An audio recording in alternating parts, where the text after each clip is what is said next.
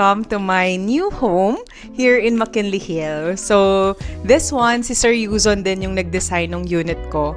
And I'm so happy dun sa naging result. So, ngayon, we will be touring you around here in our new unit. Okay? So, start tayo dito, guys.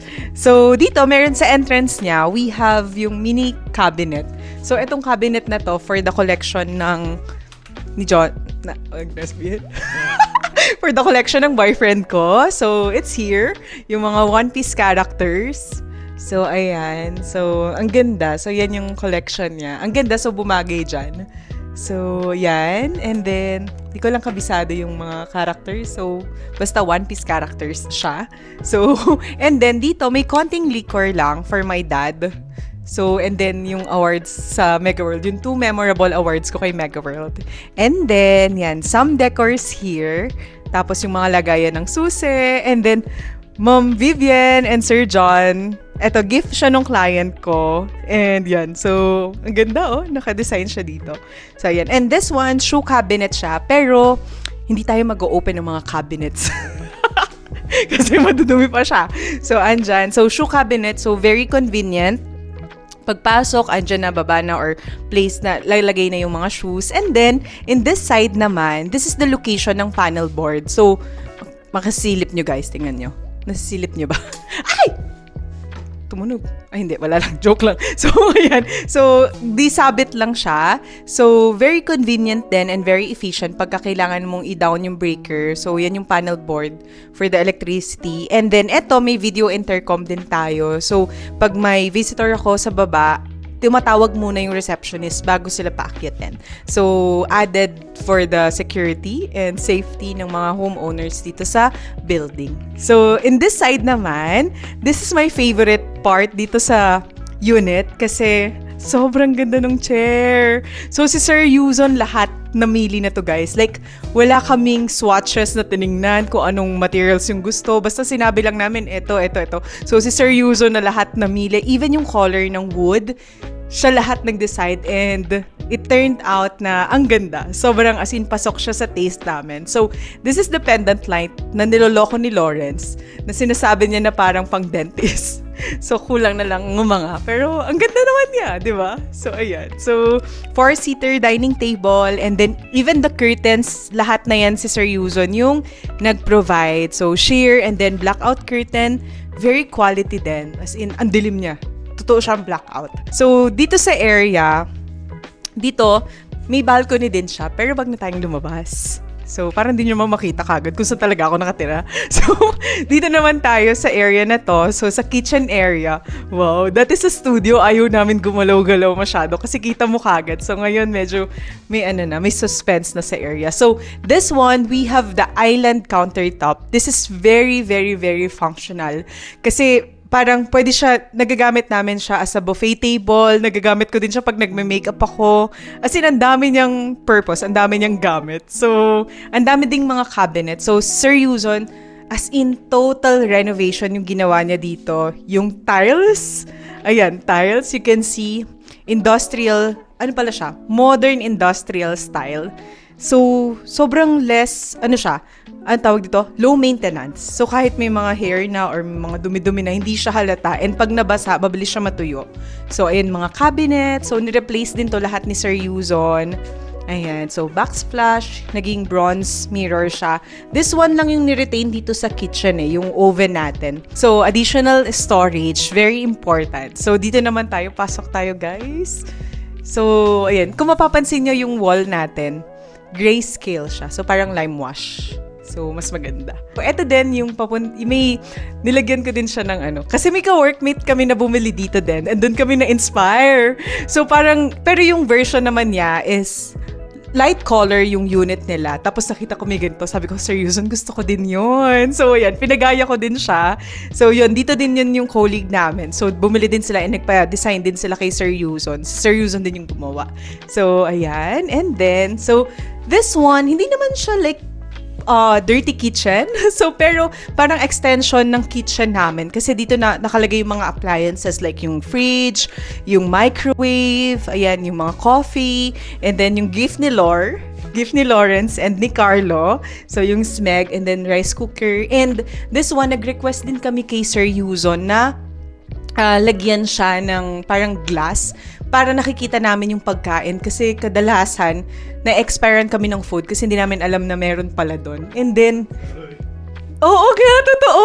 So, ultimo, even like, fish sauce na expire siya kasi meron pala doon. So, even canned goods, guys. Imagine. And then, dito, bigay dito ng client ko. Ayan. Sir! Sir, andyan yung coffee machine na big. Ay, not machine. Pero yung para siyang filter. Pang-filter ng coffee. Andyan. Gift din yan. And then, may tea set din tayo doon. So, patita mode. Ay! Teka lang. May gift din si Lore. Tsaka si Carlo. Look, guys. So, it's a plate from Anfora. Collaboration ng Anfora, ni Anfora and Pottery Barn. Taray, patita Ira na tayo, guys. Ito na yung na-appreciate natin. Thanks, Lore and Carlo. Housewarming gift nila to sa akin. So, dito naman, so, yan, additional cabinets. And then, dito sa side, supposed to be, ito yung location for the washing machine. Pero, hindi na kami naglagay nun since marami namang laundry shop dito sa area. So, eto na lang ilagay ng mga laundry clothes namin or other stuff. So, hindi natin open din. So, pero glass naman siya. Ay, bronze. So, wag natin open. So, this is the powder room. So, pasok tayo. Aray ko. Kita niya, medyo maliit lang siya. So, tumama yung siko ko. So, ito yung powder room. This is, yung kaninang extension ng kitchen. The utilities room siya. So, same dito, utilities, toilet, and bath siya. So, pero, ayan, ginawa na lang nating powder room for the guests. So, very efficient. Tsaka, ang sarap na may privacy kami. Kasi hindi yun yung nagagamit na toilet and bath pag may visitor. So, and then may faucet din ako pinalagay kay Sir Yuzon. Mukha lang siyang lagayan ng ang tawag doon, ng tissue, pero that's a faucet. Just in case na may kailangan magsabay maligo. So, may mga medicine cabinet din here. So, ano laman na to? Pakita natin. So, halatang tirador ng mga ng hotel, oh. So, sarado na natin, guys. So, bakit nagagamit kasi yun ng mga guests, di ba? So, turn off natin. So, ngayon naman, let's go sa living area. So, nagpapawisan ako doon. So, here, guys. So, charan! Wow! So, this is the living area na. So, si Sir Yuzo na din. Last time sa vlog namin. Thank you so much, sir. Yung client namin so this is a fleece. Wow, taray. So, yung materials niya, it's a fleece sofa. And then, this is also a sofa bed. So, andito siya. Sofa bed din siya. Pero, hindi namin siya ginagamit as sofa bed kahit may visitor. Kasi, baka masira yung form niya pag laging ino-open. And then, yung painting din ni Sir Yuzon. Ayan. So, siya mismo yung nag-paint niyan. Meron din sa bedroom and then mamaya sa hallway. And then, this one, may konting design tayo. Oo. Napansin ni Lawrence kasi since day one, andito siya. So, bagong order lang siya sa TikTok. So, in-order ko lang siya sa Instagram, sa ST Marmol, Estilo Marmol, I think. So, from Romblon siya. So, taray.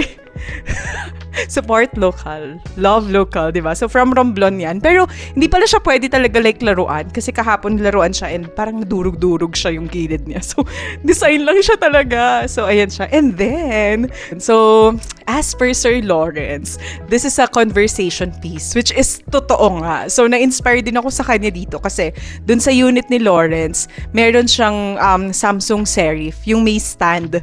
So, gusto ko siya. As in, gusto ko yung filter, gusto ko yung may frame, ganyan. So, pagpasok ng mga bisita, so yan, ito kagad yung napapansin nila. So, ang ganda. So, this one, naka-turn off to.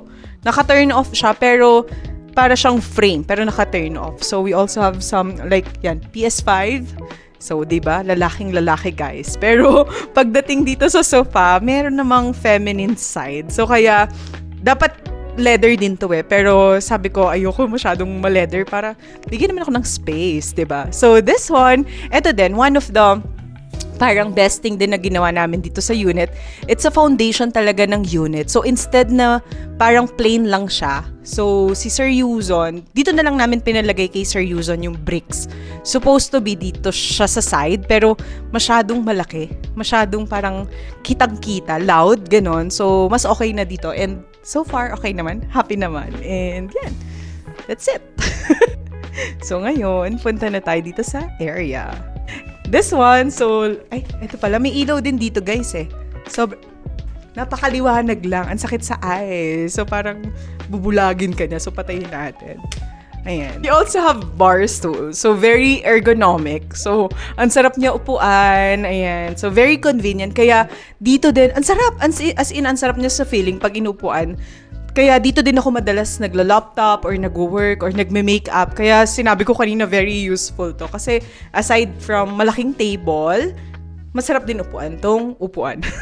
Okay, so this side, ayan naman. So this is the hallway going to the 2 bedrooms. So eto, may painting din. Bigay din to ni Sir Yuzon. So pag nag-renovate kayo kay Sir Yuzon, may ibibigay siya sa inyo. And meron siyang signature. Yuzon 25. Oh, diba? Oh, ayan. So, dito siya sa unit, for my unit. Ayan. So, are you ready to see the bedroom area? Tumama pa yung balakang mo. So, this is the second bedroom. Pasok tayo, guys. So, this is the second bedroom. Open natin ilaw, syempre. Oh, di ba? So, this is the second bedroom, but we decided na i-convert siya as a mini walk-in closet. So, kasi hindi na kami naglagay ng cabinet doon sa master. So, andito na siya lahat. So, eto cabinet to. 1, 2, 3. Pero, syempre, bawal i-open. Kasi madumi pa siya. Hindi pa kami talaga like totally nakakalinis. So, ayan siya. And then, we just have some Ma'am Kat, your bag. One of my clients. Ayan. So, doon ako bumibili. Sa kanya ako bumibili ng mga super good deal na bag. So, ayan. Tapos, shoes. And then, blackout curtain din to. And then, yung sofa. This is a sofa bed din. So, yung bag ni Lor. Look, guys, bagay siya dito. So, comment nyo kung iiwanan ni Lor. Joke. Ayan. So, this is a sofa bed din. And then, so from here, hanggang dito siya sa dulo. So, para pag kami visitors, pwede sila dito matulog para hindi sila nandun sa labas. So, natry na siya ng mom ko and my nephew. And, okay naman, di naman siya nasira. So, okay pa rin. So, very convenient and ang sarap nga ng tulog nila, actually. So, ayan. And then, another painting from Sir Yuzon. And the most important thing, or my favorite part here in the walk-in closet is here. Here, guys. So, meron tayong mini collection, guys, ng bags, ng mga bags, perfumes, and shoes. That's my first bag. So, yung Coach, ayan, that's my first bag. Tapos yan, pababa. Sunod-sunod, ayan. Ay, sorry guys. Ayan, so, bag tour tayo next time para sa mga kwento about mga story behind dun sa mga bag. So, wag ngayon. Condo tour tayo. Okay? So, ayan guys. So, ayan. So, we also have this one. Ayan. Golf set. Ayan. Ha? Hindi siya sa akin. Sa boyfriend ko siya. So, siya yung nag-golf. And hindi naman masyadong nagagamit. Walang kagas-gas-gas, guys. Pan-display lang talaga. So, now, let's go to the master's bedroom. Ang lapit naman yan, Lord. So, ngayon, pupunta na tayo sa master's bedroom. So, let's go! I'm excited. Uy, lamig. So, look, guys. Later yung tayo pumunta sa ano. So, like what I said, wala kaming wala kaming cabinet here. So, we decided na gawin siyang queen size bed na lang. And then, ayan, may television lang tayo and then some cabinets here. Extra storage, ang daming storage. Like, grabe, super happy kami dito. Ang daming storage.